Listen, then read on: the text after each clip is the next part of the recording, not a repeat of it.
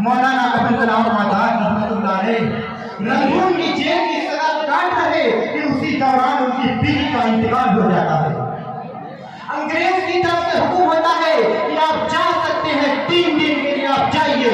مولانا ابوال کلام آزاد رحمۃ اللہ علیہ کہتے ہیں کہ انگریز تمہارا بھیک میں 3 دن نہیں چاہیے۔ کہا کہ بیوی کا انتقال ہوا ہے، کہا کہ سب کو جانا ہے، مرنے کے بعد حوض کوثر پر ملاقات کر لیں گے۔ یہ کس لیے؟ صرف اور صرف اس دیش کی آزادی کے لیے۔ آج بہت سے لوگ یہ سمجھتے ہیں کہ اس ملک ہندوستان کو انگریزوں کے چنگل سے آزاد کرانے کے لیے جس جنگ کا آغاز ہوا، جس جنگ کی شروعات ہوئی، وہ سن 1857 عیسوی کو سمجھتے ہیں۔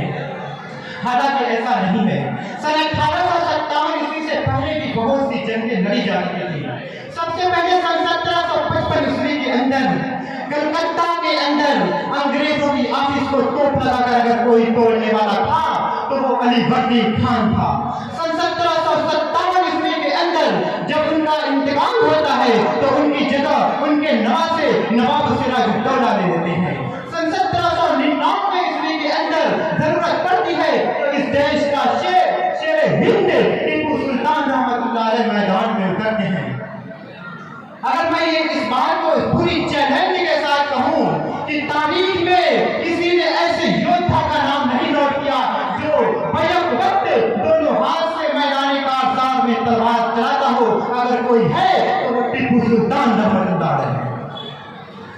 سن 1757 عیسوی کے بعد مولانا ابوال کلام آزاد اور دیگر علماء کی سرپرستی میں گاندھی جی اور سبھاش چندر بوس کو اس میں شامل کیا جاتا ہے۔ سبھاش چندر بوس کا یہ نعرہ تھا، تم ہمیں خون دو ہم تمہیں آزادی دیں گے۔ اس کو لے کر بھارت واسیوں کو انگریزوں کے خلاف کھڑا کیا جاتا ہے، تب جا کر ہمارا ملک انگریزوں کی غلامی سے آزاد ہوتا ہے۔ اور اس سے پہلے کہ گاندھی جی سن 1915 میں ساؤتھ افریقہ سے آتے ہیں اور نمک ستیاگرہ آندولن، کھیڑا آندولن، چمپارن ستیاگرہ آندولن اور بھارت چھوڑو آندولن اس کو لے کر انگریزوں کے خلاف نکلتے ہیں، تب جا کر ہمارا ملک انگریزوں کی غلامی سے آزاد ہوتا ہے۔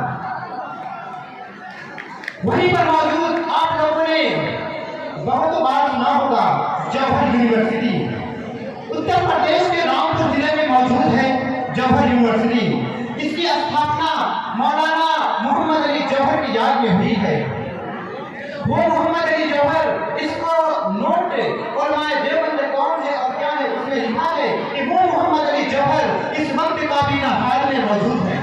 جب حسین احمد مدنی رحمۃ اللہ علیہ نے کہا کہ انگریز کی فوج میں بھرتی ہونا حرام، تو محمد علی جوہر نے حسین احمد مدنی رحمۃ اللہ علیہ کے پاؤں پکڑ لیے اور کہا کہ حسین احمد خدا کے لیے بیان بدلو، تو حسین احمد مدنی رحمۃ اللہ علیہ نے کہا کہ او محمد علی جوہر، اگر میں نے آج بیان بدلا تو خدا کی قسم ایمان بدل جائے گا، آج بیان نہیں بدلا جا سکتا۔ حسین احمد باہر آئے۔ میرے دوستو، حسین احمد مدنی رحمۃ اللہ علیہ کا ایک وقت ایسا آیا کہ انگریز نے گولی کا حکم دے دیا تھا اور لوگ کہتے تھے کہ حسین احمد مدنی اسٹیج پر نہیں آئے گا۔ کراچی کی خلافت کانفرنس ہے، کراچی کی خلافت کانفرنس میں 9 لاکھ کا اجتماع ہے۔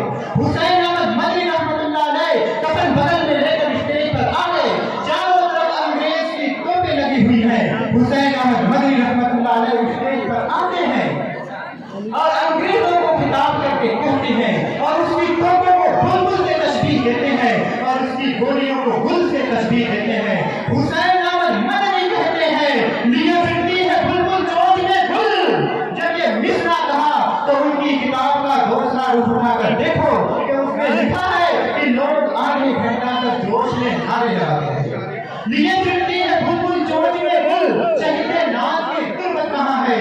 انگریزوں کو خطاب کر کے کہا کھلونا سمجھ کر نہ برباد کرنا، کھلونا سمجھ کر نہ برباد کرنا، ہم بھی کسی کے بنائے ہوئے ہیں، فرنگی کی فوجوں میں حرمت کے سکے سردار چڑھ کر دکھائے ہوئے ہیں۔ شجر آزادی کو کھو دے کے سینچا، شجر آزادی کو کھو دے کے سینچا، پھل اس کے پکنے کو آئے ہوئے ہیں۔ میرے دوستوں، وہ محمد، میرے دوستوں हुसैन अहमद मदनी रहमतुल्लाह अलैह ने माल्टा के जजीरे में 4 साल तक जेल काटी है।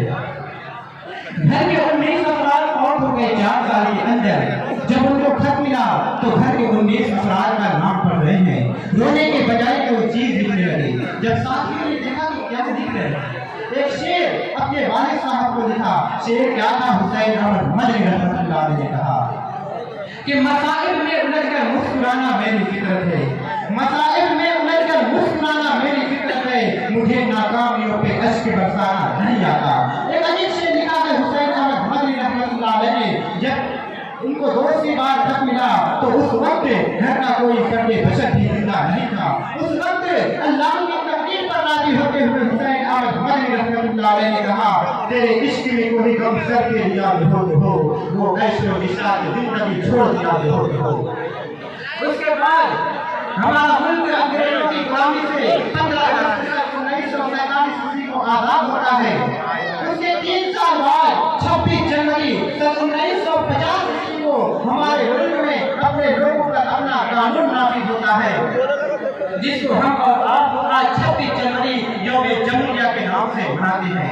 मैं अपनी बात को 2 मिसरा पेश करके आप लोगों के सामने अपनी बात पूरी करना चाहता हूँ कि गांधी का अरमान कहाँ से लाओगे,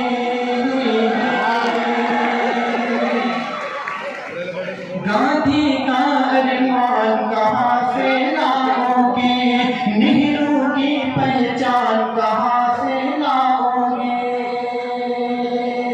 गांधी का अरमान कहाँ से लाओगे, नेहरू की पहचान कहाँ से लाओगे। मेरा अगला मिसरा मुल्क के मौजूदा हालात और मुल्क में का माहौल को पेश नजर रखते हुए सुनिएगा कि नफरत की ये आग में जब जल जाएगा, नफरत की ये आग में जब जल जाएगा, ऐसा हिंदुस्तान कहाँ से लाओगे, ऐसा हिंदुस्तान कहाँ से लाओगे। जय हिंद, जय भारत का। बहुत बहुत धन्यवाद, बहुत बहुत धन्यवाद।